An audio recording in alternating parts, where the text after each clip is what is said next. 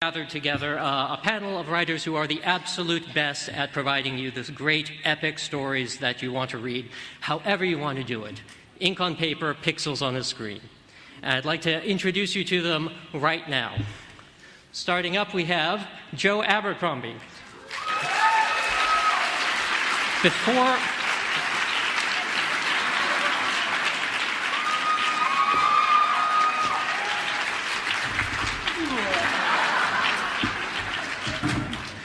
Before becoming a full-time writer, Joe had spent 10 years as a freelance film editor, but now is a full-time writer with such successes as the New York Times best-selling Red Country and the First Law trilogy, The Blade Itself, Before They're Hanged, and The Last Argument of Kings. Excellent books. But his most recent novel is Half a King, the first book in a new trilogy featuring a young Prince Yarvi fighting to regain a throne that he never wanted in the first place. And he's from Bath, England, if you couldn't tell by his charming accent, where he lives with one wife, 2 daughters, and a son. That's true. Who wrote this? I should say as well that I was recently voted one of the 5 most important authors on this panel. And definitely the most British. Next up, we have Lev Grossman.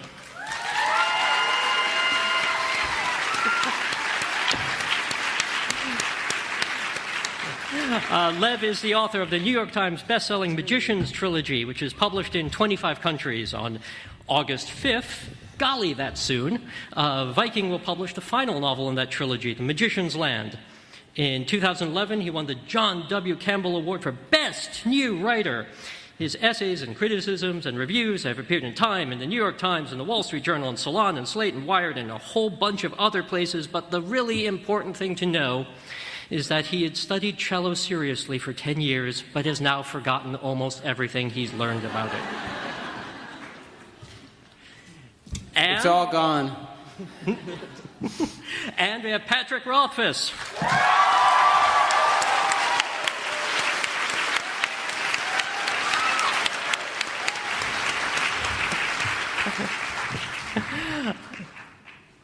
Sure. I'm sitting in your chair. Okay, you go to that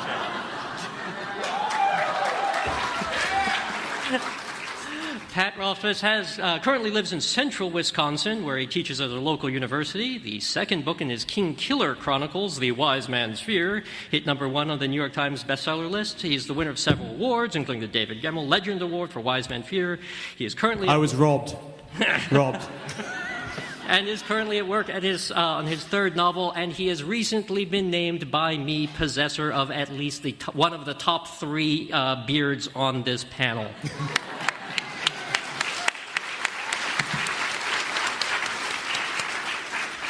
Diana Gabaldon.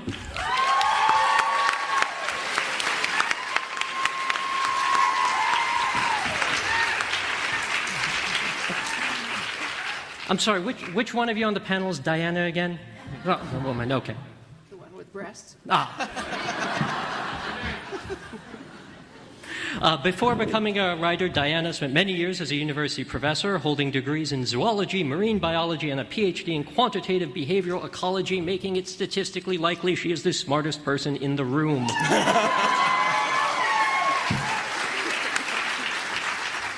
She is the author of the award-winning New York Times bestselling Outlander novels with more than 25 million copies in print in 35 countries and 38 languages. Or is it 38 countries? Other way. Sorry.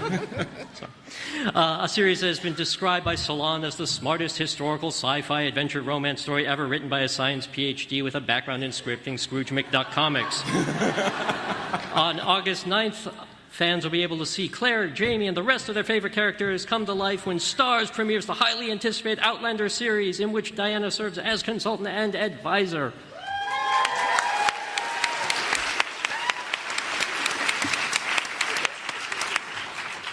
And George R.R. Martin.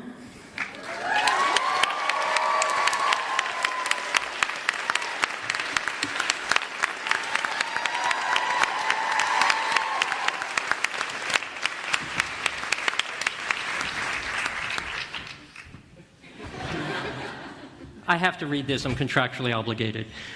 As a writer-producer, George R. R. Martin has worked on Twilight Zone, The Beauty and the Beast, and various feature films and pilots that were never made. As an editor, he has spearheaded some of the most exciting fantasy anthologies, such as the recent project with Gardner Dozois, the anthology Rogues, featuring short stories from top fantasy authors, including several on this panel. And he's also the #1 New York Times bestselling author of many novels, including the acclaimed Song of Ice and Fire series, which began with that title some of you may have heard of, Game of Thrones.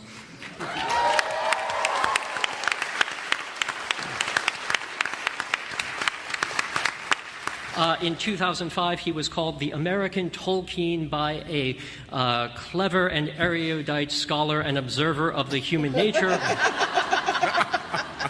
It's stuck to you now, George. You'll never get it off. And in fall 2014, Bantam will publish The World of Ice and Fire, The Untold History of Westeros, and The Game of Thrones for those of you who need to keep score at home. Ladies and gentlemen, the rulers of the realm.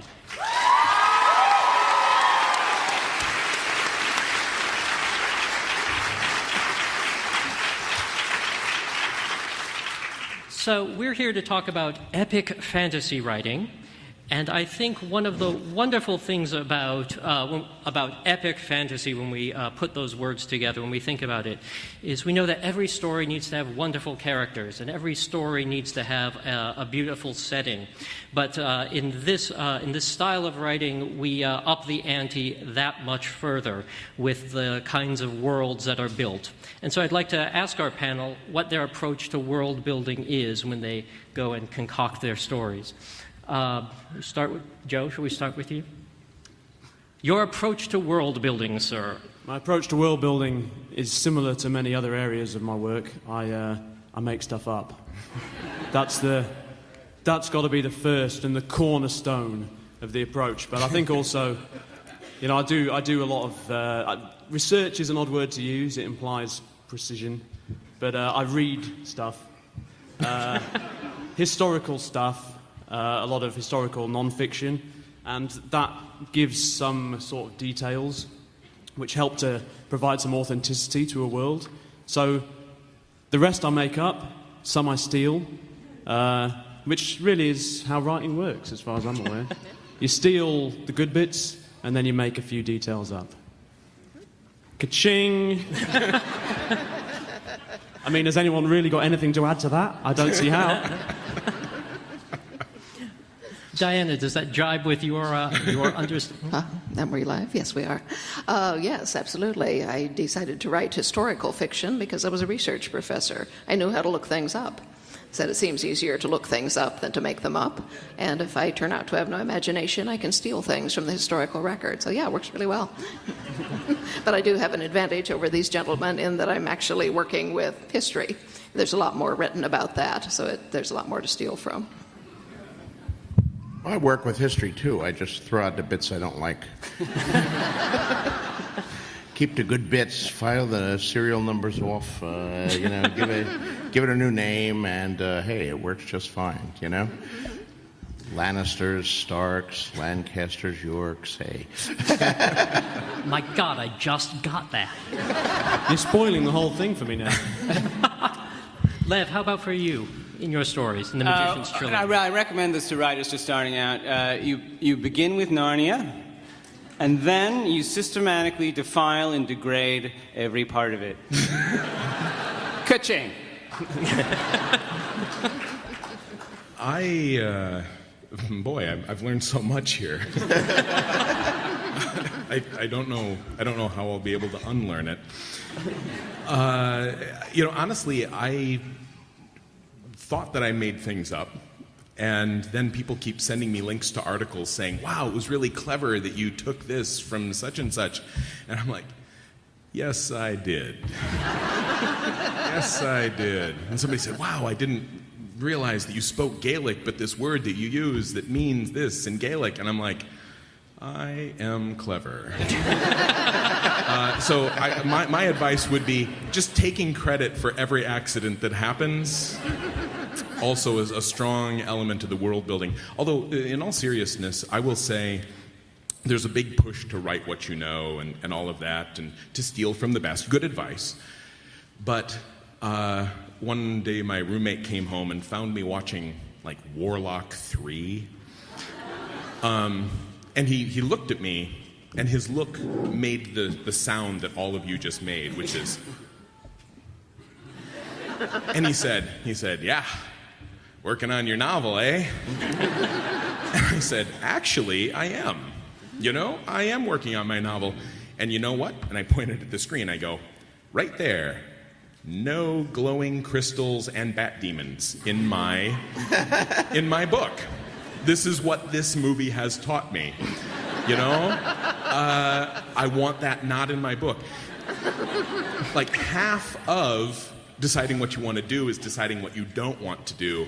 And when people ask for my influences, it would be much easier. I don't do it, but it would be much easier to point at the things that I've read or watched that have pissed me off to such a degree that the reaction to that is my book.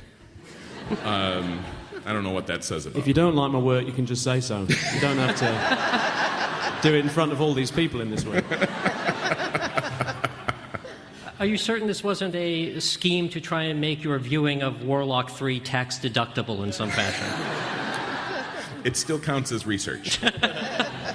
That raises an interesting point. I mean, aside from watching great filmic literature, what other parts of process go into how you create your process in writing and how you approach the task? Well, Whoever's closest to a mic. I'm closest. I'll go. Maps. Maps are good. Some squared paper. Usually you need several types of squared paper. One is never enough. You need one with the big squares, one with the little squares, one with the tiny ones, maybe some hex paper as well. You know what I'm talking about. You know? That won't always get a laugh, but here, that gets a laugh. And then some coloured pencils. 70 or 80 different shades is fine. And you get to work and you invent your invented world on the paper, and you can see it in front of you. And having it there is useful in terms of making journeys on horseback the right length. Things of that nature. So a good map is, I find, essential in the process. You have to be very, very careful with maps, though, because someday your publisher may come to you and say, "We would like to do a map book." And it won't require any work from you. We'll just take the maps in the book and blow them up. And you'll say, "Ooh, that'll be a good idea. You'll give me money for that." And they'll say, "Yes, we will." And then they'll blow up the maps and they'll call you up and say, "You know that map that was in the front of your paperback, when we blow it up to poster size, it's a lot of blank spaces. Can you kind of fill that in?" So then you find yourself drawing a lot of little mountains and forests and trying to think up putting rivers there and trying to figure out a name for them, you know. The Misty Mountains. That's good. Wait a minute. Someone choose the Misty Mountains. The Purple Mountains. No, that's from that song, Purple Mountains Majesty. What the hell can I call them here? The Turquoise Mountains. No, I don't know. And then you turn in the map that you got all filled up, and they say, "Well, this is great for the map of Westeros. How about the world map?"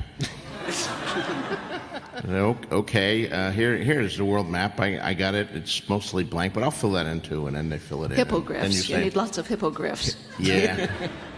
Then I say, the city Karth that you have way over here on the edge of the page here to the east, there's a line in book 3 where, like, Karth is equidistant between east and west. So could you invent a similar amount of stuff to the east that you already have to the west? Oh, yes, 17 new countries, and I'll call that the Pointy Mountain. No, I already used the Pointy Mountains. So maps can take more time than you think. By the way, if you want to know where a lot of fantasy maps come from, you know, take a look at any map in the front of your favorite fantasy book and turn it upside down.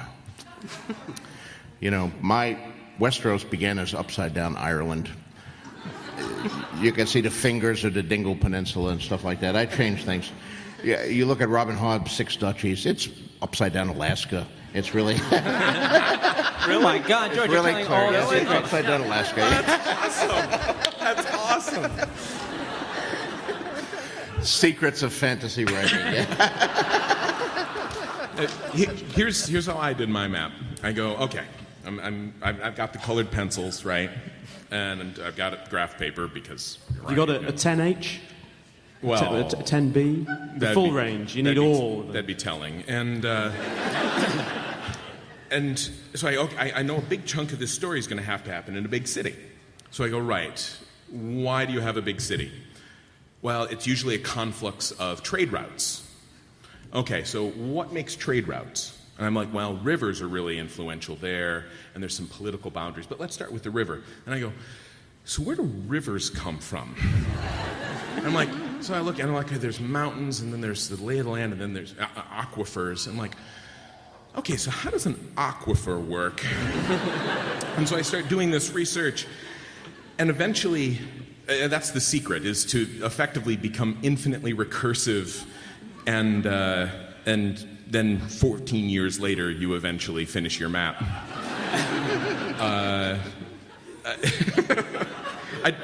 That's not advice, actually. Don't do that. And the day after it comes out, you get a letter from a geologist who says that you got the tectonic plates wrong. Yep. I've always had a slightly passive-aggressive relationship with my maps. They're drawn by this really nice guy. He's an artist. He's in England. He happens to be my wife's ex-boyfriend. Oh my God! They're good. They're not good for. At least he's good for something. But there's a lot of sort of overt friendliness and then covert passive-aggressiveness. So I tend to cheat on my maps a little bit in the books. If you ever find yourself in Fillory, don't trust the map. Well, I think... I'm sorry. Go ahead. since we're still on maps, I obviously don't need to make up maps, which kind of puts me ahead of the game because I have no sense of direction anyway. But we were talking about process, and these gentlemen involve maps in their process, and I don't. I can, however, show you my process if you have 90 minutes to spare. 90 seconds. It's faster than that. I recurse also. No, what I need to start on any given day is what I call a kernel. Vivid image, line of dialogue, emotional ambiance, anything I can sense concretely. And I write it down, and I stare at it, and I take words out, and I put words back, and I move clauses around. And meanwhile, the back of my mind is kicking up questions. You know, what time of day is it? How's the light falling? And gradually a scene begins to form from this. So on a cold day, that's one where you sit down and you say, I knew how to write yesterday, I have no idea today. This happens to everybody, believe me. And so on one of these days, I picked up a Sotheby's catalog of 18th century Scottish crystal and silver. Flipping through it, here's a nice crystal goblet with incised thistles. I said, fine, that's my kernel for today. So I mentally set it before me and started writing a line. And I'm saying, crystal goblet, do we need crystal? Yes, we do. It is a crystal goblet. What am I going to do with thistles otherwise? The light fell through the crystal goblet. Of course, it's transparent. The light will go pass right through it. The light fell through the thistle incised. No, that can't be right. That can't be right. I'm wrong rhythm. It fell through the crystal goblet with its incised thistles. Forget the thistles. This is not working. The light fell through it, but it's blue light. It's blue light. It's winter. It's coming in very low. It's the light you get at 3 a.m. or 3 p.m. on a winter afternoon. The blue light of a winter afternoon fell through the crystal goblet. This is too many clunky adjective nouns. The soft blue light, no, it's not. It's a really hard edge. There's snow outside. Yeah, the cold will get the snow in there. We don't need the snow. The cold blue light of a late winter afternoon. Yeah, it has to be late. The sun is really low. The cold blue light of a late winter afternoon. That's working pretty well. Fell through the crystal goblet, and then, what did it do? Well, it fell on the table, of course. What else is it going to do? Oh, it's a table. It's sitting on a table. Okay, the cold blue light of a late winter afternoon fell through the crystal goblet and, fell on the table. It sounds like I went thud, and that can't be right. Yeah. passed through the glass. No, that's too passive. Fell on the table. It can make a thud if it wants to. And casting a pool of, well, it's a pool of light, of course. It's still light after it passed through the glass, you dummy. The cold blue light of a late winter afternoon passed through the crystal goblet and fell on the polished wood. It's polished. I can see it shining. The polished wood of the tabletop, but there's something about that light. It looks different. It was cold blue over here, and it's not that color at all over here. It's amber, casting a pool of amber light on the polished wood of the tabletop. Okay, now I know where I am. I'm in Jocasta Cameron's parlor. She has a glass window so the light can come in. I'm not someplace with a hide over the window. She's the only person who could afford a crystal goblet like this, and the glass is full of whiskey because that's why the light is amber. So, at that point.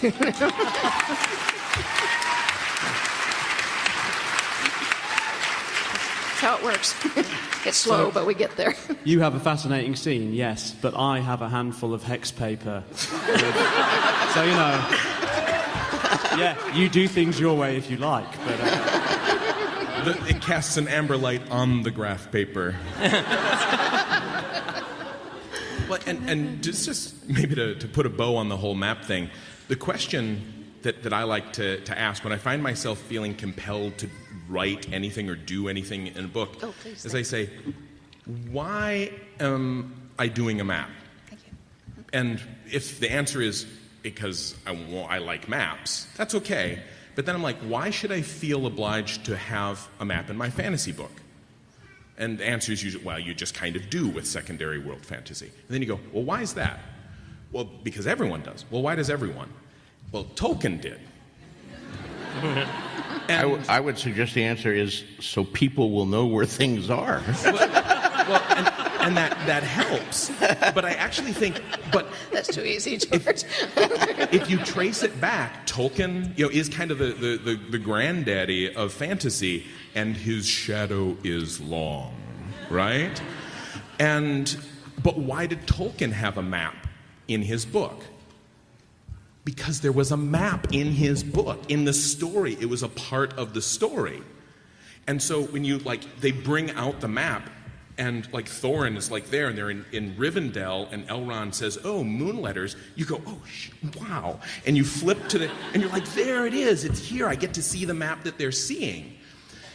And so Tolkien had the very good reason for putting that in there, and of course, it gives you the sense of progress and the ability to engage with it.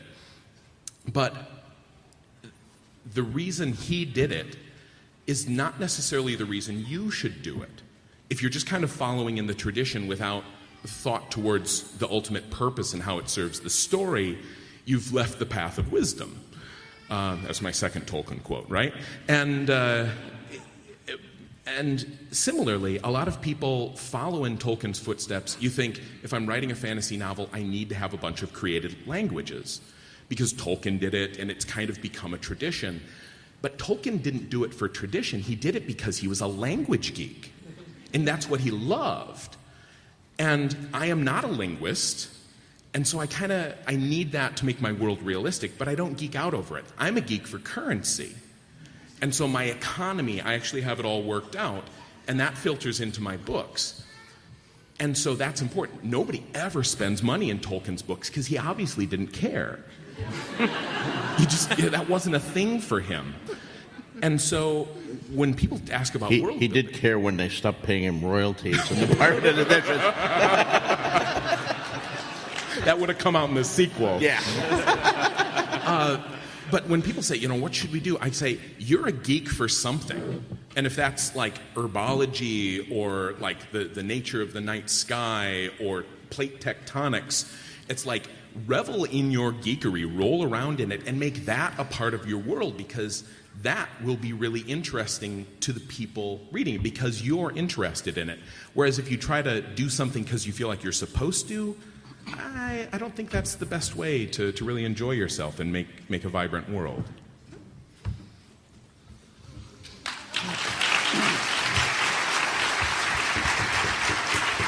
Tolkien actually did something kind of interesting in the maps in Lord of the Rings. I remember when I read it for the first time, because the first map you encounter in that book is the map of the Shire. Yeah. And of course it fills the entire page. Here's the West Farthing and the South Farthing and the the East Farthing and the North Farthing, very imaginatively named, and Hobbiton in the middle of it, and and you're reading it, and it's like, okay, I'm reading a book that's set in this world called the Shire, and this is a big place, and he's talked about how the people in the North Shire or the North Farthing are different from the people in the East Farthing, and the ones who live near the river are kind of peculiar. And you're thinking, well, this is obviously very important because he's devoting so much time to it, and there's a map. And then they leave the Shire.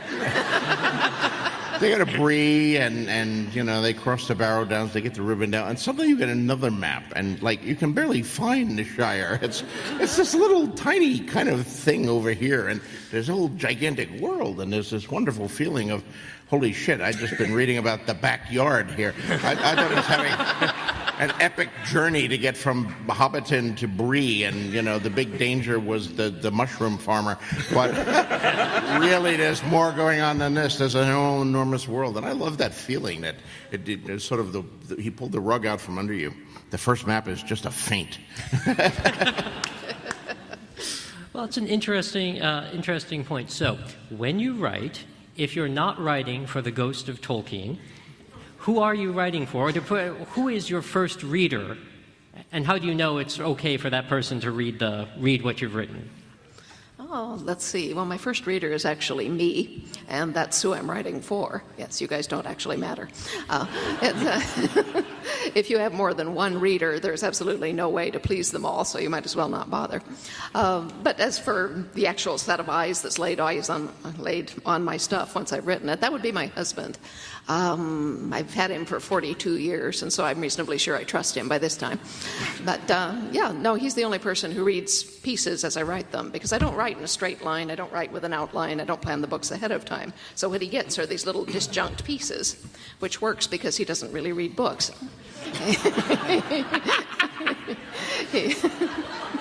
He does read, but in short, disjunct pieces, which means that he has trouble with novels. He has a very fine literary eye, though, and a very fine storytelling eye, and if I give him a scene and I know there's something wrong with it, but I'm not sure what, he can tell me what. He can put his finger on it, and he'll say, this person wouldn't do that here. They might do it someplace else, but they didn't do it here. And I'll look and say, yeah, you're right, okay, no problem.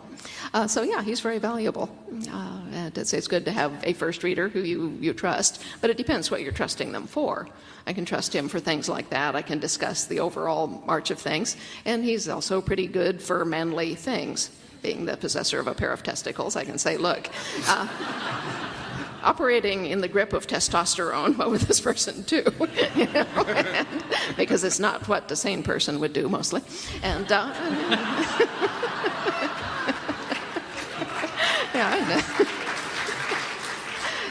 he will tell me. Yeah, I suppose I'd certainly echo what Diana was saying. I mean, when the question came, my first thought was, I write for me. Yeah. And if some of the little people enjoy it, that's a bonus. I think you have to write to your own taste. You have to write to the kind of story that you love, that you inspires you, as Pat was saying, the things that cover your own interests. The minute you start to write to some kind of imagined taste, some audience that you imagine is out there somewhere, you're doomed. I mean, you're probably doomed anyway. Global warming and all that. I mean, I don't see a way back. But, if you'd like to write a fantasy story before the end of the world, I would advise sticking to your own taste. But then certainly, a reliable beta reader, as they say, is vital as well. My parents have served that purpose. They've been my fiercest critics ever since I was born. And that's continued with my written work. I know that if they tell me, you know what, Joe, this is not nearly as bad as I thought it'd be. I know I've got some real gold there. It doesn't happen often. So it's important to have a critical, savage, well-informed reader to, take a look and give you a second opinion. That almost sounds like a cry for help. Would someone give him a hug? Yeah, it was a cry for help. My first reader is my wife. My wife is significantly more intelligent than I am, so it's very helpful. She's an English professor. She does 18th century stuff.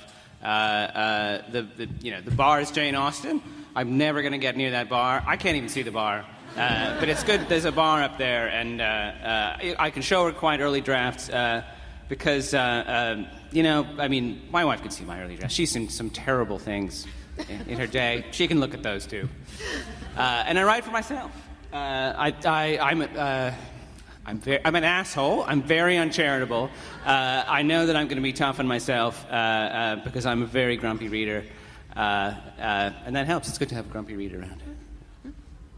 Yeah, I just have to echo what everyone else says here. I mean, ultimately you write for yourself.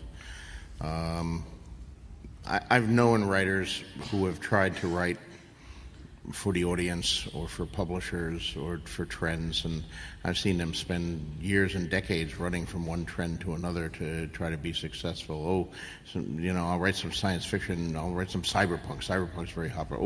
Now I'll write steampunk because everybody likes steampunk. Wait a minute, epic fantasy is catching on. I'll write that. No, urban fantasy. And they keep switching genres, trying to hook on to something instead of just writing the kind of stories they really want to write, the stories that excite them, that interest them, the stories that they lose themselves in. And, you know, Pat was right about obsessions, too. I mean, for me, one of the things about the Middle Ages that I love is heraldry. And there's a lot of stuff in my book about all the heraldry of the various houses. And I love it. I devote a lot of time to it. I also devote a lot of time to feast. For some reason, I seem to have a certain attraction to food. I hadn't noticed. And some of my readers don't like that. It's gratuitous. Gratuitous eating? Gratuitous eating. It doesn't advance the plot to know how well the swan was cooked. And why do we know all this heraldry? It's too much. I'm not interested in heraldry. And, fine. Write your own book. Leave out the heraldry. I don't care. This is my book. I'm going to put in the heraldry. And we're not even going to get into the whole question of sex and gratuitous sex. And can any sex really be gratuitous? I don't think so. But no, you write the things that interest you. You use someone who was really interested in plate tectonics. I don't think I'd be lined up to buy that fantasy about a lot about plate tectonics. But if that's what floats his boat, hey, maybe he'll make me interested in it. Yeah, and you hope that your own interest is contagious. Now, I'm delighted that I get to be contrary here in terms of the write for yourself. Because mostly I agree with them, but once they were all in a row, I'm a really contrary person. We've noticed. The secret is out. But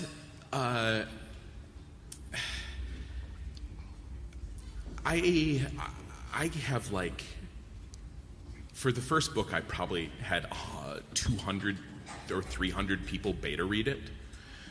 And actually, it's nice to have a smart person read your book, or a writer to read your book, because writers give you writery feedback. But actually, I don't aim for that. I don't want writers to give me feedback, because generally speaking, I'm not writing a book to be read exclusively by writers.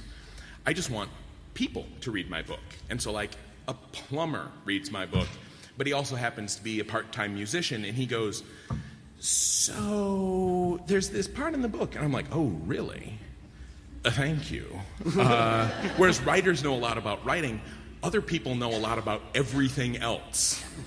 And so one of my friends who's a history major read my book, and he went, so if this city has this many people in it, it must be surrounded by wheat fields. And I go, actually, yeah. And so we talk about that.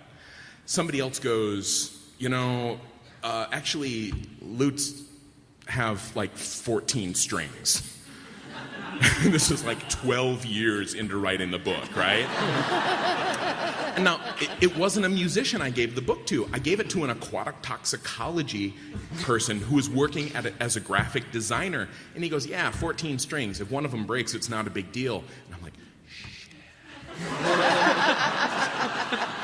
That almost made it into the finished book. I didn't do enough lute research, apparently. And so I get so much beta reader feedback, because if one person says something, I'll just disagree with them and I'll shut them down. And then if two people say something and I disagree with, I'll still ignore them. But then 3, and I'm like, I'm wrong.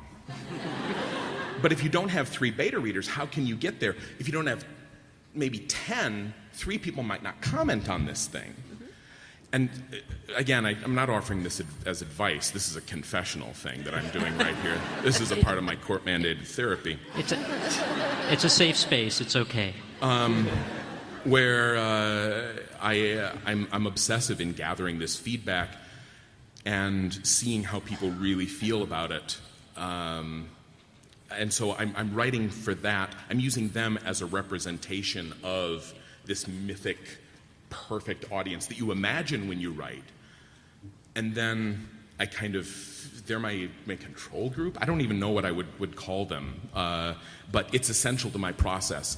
And if with this more recent book, I only had like 40 beta readers, and I'm really antsy about it because I feel like I haven't put it through the testing process appropriately.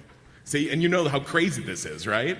Yeah, I mean, I'm just thinking you're giving us all a bad name with this whole admission that writers can be wrong about things.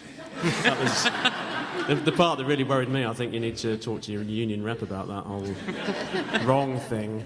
Yeah. That seems like a painstaking process. I'd find that really, I don't know, exhausting is the wrong word, but I'd find it a lot to process. You know, I couldn't take more than 2. Initially, on the latest book I've done, I had maybe 4 editors, all giving kind of their own set of notes, and that became quite a lot to kind of take in. So yeah, I mean, everyone has their own process. It's often fascinating to hear how much they differ in the way they go about things. I actually use about 25 beta readers, and I do that because I read about it on Pat's blog. Oh, really? I'm going to do what Pat does. It's working for him. I'm spreading this contagion. Exactly. Yes, well, making he a lot did of ask beta who's your readers happy. first reader, and we answered, that doesn't mean you're not going to let anyone else read it ever. I do use experts. If I've written a medical scene, I'll look it up, I'll research it, I'll watch YouTube videos on how to amputate a leg, and then I will write the scene. But I do know 3 or 4 or 5 doctors, and I will say, hey, would you have a look at this? And, usually they'll read through it and they'll say, well, yeah, it's great. He said, but if I were doing this myself, this might happen. And they can come up with lots more gruesome details than I could ever find out by myself. Yeah. So, yeah, They really you have- certainly should call on experts when you have them to hand. Do they have amputations on YouTube? Oh, yeah. Yeah, just Google how to amputate a leg. I It's will. right there. How to amputate a leg above the knee. So we'll have some time for some questions from the audience, and I see our friendly comm staff has set up the microphone down the aisle. So if you've got one that you'd like to ask, you can begin queuing up. And while we do that, I just want to ask our august panel. I'm not looking. That's just scary, isn't it? It's just. Okay. But I just want to ask a quick question because, of course, there are no better books to read than the ones these 5 authors have written. But if you had to recommend a book for someone else, or throw someone a bone, what would you recommend? What are you reading other than the books you have written, or that your neighbor here has written as well? What would you recommend for us? Who reads books, man? That's just lame. Oh man, Print is dead. dude. Lately, what have I been reading lately? Yes. That's the question. I recently read Jeff Vandermeer's book, Annihilation. I don't know if anyone's familiar with Jeff Vandermeer. I love him as a writer, and he writes very weird fiction, very, very hard to categorize. Usually his work is excellent for lovers of fungi. So if you like mushrooms, possibly intelligent mushrooms, he's the writer for you. And he recently finished this quite unusual 3-volume trilogy. Very short books, very strange books, but create an atmosphere unlike anything else, really. So, Annihilation, the first one's called. I'd recommend that. 2 quick recommendations. Kate Atkinson. When I heard she was writing a non-Jackson Brody book, I threw my hands up in disgust, and then I went and bought it anyway, and it was fantastic. Life After Life. Just unbelievable tour de force. And there's a book coming out in a couple of weeks called Whiskey Tango Foxtrot by a guy named David Schaefer. It's his first book. It comes out same day my book comes out. Don't buy his, buy mine. But you might catch us in paperback because it's unbelievably brilliant. Very cool. Well, let's see. For people who like series, I'd recommend Phil Rickman, Rickman. He writes a series of what are ostensibly crime novels, but their central character is an Anglican vicar named Marilee Watkins. She's a widow with an obnoxious teenage daughter, and she is also the official exorcist for the Diocese of Hereford. And there's a strong supernatural element that weaves through the books, along with a lot of other stuff. But for a single book that I'd recommend, the best thing that I've read in several years, it's Christopher Brookmeyer's Pandemonium. That is just the most brilliantly constructed and imaginative and intelligent book I've read in 10 years, probably. Well, this is I'll go more to the classics here, or older books anyway. This is an audience of devoted to fantasy, so I assume you guys all know the classics of fantasy. If not, you should certainly repair your education by reading Robert E. Howard, by reading J.R.R. Tolkien, by reading Fritz Leiber and his Fafhrd and the Grey Mouser books, and especially by reading Jack Vance, who is not as well known as the other three, but to my mind is the fourth great pillar of on which epic fantasy and sword and sorcery rests. Kugel the Clever and the Lioness series in fantasy and all his numerous science fiction is worth reading. For epic fantasy, I also recommend reading straight historical fiction. There's the works of Bernard Cornwell, who I think writes better battle scenes than any writer who has ever lived. And his battles are amazing, and his history is amazing. There's, for other great historical books with also a lot of humor and sex and adventure, George MacDonald Fraser's Flashman series about a rogue and ne'er-do-well and coward and seducer who blunders his way through all of the Victorian war, all of the wars of Victorian England, and enormously entertaining. Thomas B. Costain, best-selling historical novelist of the 50s. His nonfiction 4-volume History to Plantagenets is full of stuff that fantasy writers can steal from, and is also immensely entertaining, but also his books, some of which were made into bad movies or mediocre movies, but the books are better. The Black Rose, The Silver Chalice, many other things. In respect to the world building, I got to mention Tim Powers. I'm cheating here. It's not the books that I'm reading right now, but, and you mentioned, you were irritated that the author wasn't writing what you kind of wanted next. I was excited to get a Tim Powers book, and I pick it up, and 6 pages in, I'm like, did you write a freaking spy novel?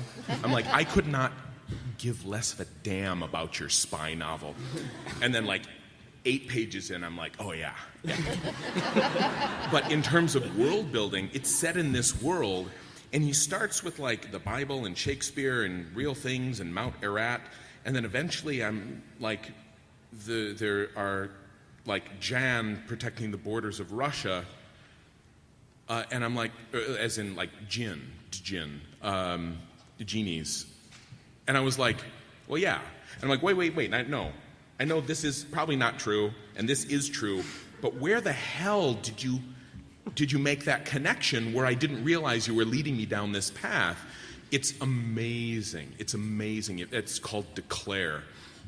I'm also reading the Laura Ingalls Wilder books because I have a little boy, and they should actually be named The Adventures of Pa Ingalls, Pioneer Badass. Because I'm like, really?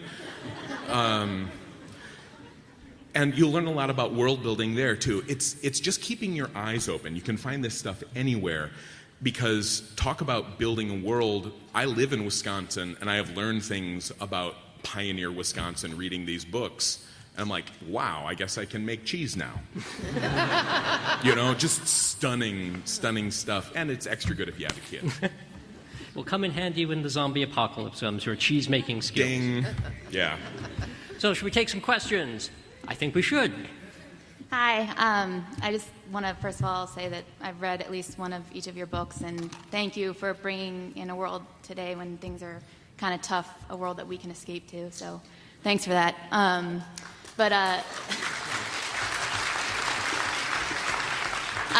My question is for those of us who are writers out here, what is the toughest thing for you guys to get through when you're in the midst of writing a novel, and how do you get through it? Inertia. Yeah. I mean, the longer you go without writing anything, the harder it is to start again. So you keep going, basically, is the answer. And what happens when you're totally stuck, you don't know what to do? You write anyway. That's it. Yeah. I personally find that the hardest bit is getting through that long period between the first sentence and the last, when you hate the book and yourself. You write the first sentence and it's like, this is the best first sentence I've ever seen. And then the second sentence, oh, now we're running into trouble. And then, by the quarter mark, you're kind of thinking, I hate myself. I'm an awful writer. I've never written anything good. I'll never write anything as good as that last book again. And I say to my wife, it's never been this bad before. She says, it's like this every time. For God's sake, shut up. And then when you get to the end of the book, you start to, once again enjoy what you're doing and think, yeah, this is good. Why did I ever doubt myself? So it's just keeping ahead, keeping on, and sort of not getting into a slump, not getting down on yourself and the work, but just trying to forge on. I think that's what I've learned to do. Thank you. Thank you. Rise, sir. Hey. Ask your question. I'm also a big fan of all of you. And my question relates to what Lev was saying about Jane Austen. And part of what Jane Austen does is explore, at the onset, these flawed relationships and then get to the companionate ideal. And I was wondering, given that all of you have these great relationships in your books, and thoughts on love, what is really your, this is kind of a super broad question, but what's your understanding personally of love, and how do you explore kind of the unhealthy and healthy relationships in your own books? I've explored a lot of unhealthy relationships in my life. I'll answer that broad question with a broader answer. Make a lot of mistakes in your life. And the earlier you make them, the more useful they will be to you, and the more forgivable they will be from your peers and the police. But we learn through failure and mistakes. And so if you do everything really carefully and properly and right, you actually you don't have the motivation to evolve that fuck-ups like me do, And so you screw things up, you take your lumps. I mean, who here knows what a broken arm feels like? I don't, actually, so I have to fake it. But I would probably write that a little better if I had climbed more trees as a kid. So just, do it. Get out there. Don't just write. Do crazy stuff and get your heart broke a couple of times. That's bad advice. Don't listen to that. You can't hold back. One thing I discovered when I started writing fantasy, my first two novels were not fantasy. Fantasy is raw. There's a lot of really naked emotion in it, and you can't hold back. You have to be very honest in fantasy, even when that feels painful because you're maybe coming into contact with sides of yourself that aren't your favorite sides. You can't lie in fantasy because everybody will know. Mm-hmm. Yeah, no, that's dead right. Honesty is also the key to real-life relationships and so forth. Though the best key to a happy marriage is to pick the right person. I've been lucky enough to have been given two really great pieces of writing advice. One was from my mother, which was be honest, be truthful. Always think, is this true when you describe something? Does it look like that? The other one, great piece of writing advice I try to live by, is every morning, get dressed. It can be a problem for writers. No, wait a minute. I wrote many of my best work in a red flannel bathrobe. That counts. Oh, okay. Oh, try and top that if you can. This question's directed at Mr. Martin, though I would appreciate it if everyone would give their input. You've said before, and it shows in your work, that you're trying to make a very objective universe. You're trying to undermine stereotypes, have moral ambiguity, introduce strong female characters. What steps do you take to counter your inherent biases when you're writing a story? And sort of as a follow-up question, how do you interact with a story that you're reading that has very clear biases? Well, you know, I think it's an obligation. We're writing fantasies, and we're writing things that have dragons in them, and, you know, dire wolves and magical spells and things that don't exist. But which I know some mainstream critics or people coming from the more literary side of the spectrum dismiss all of fantasy because of those things.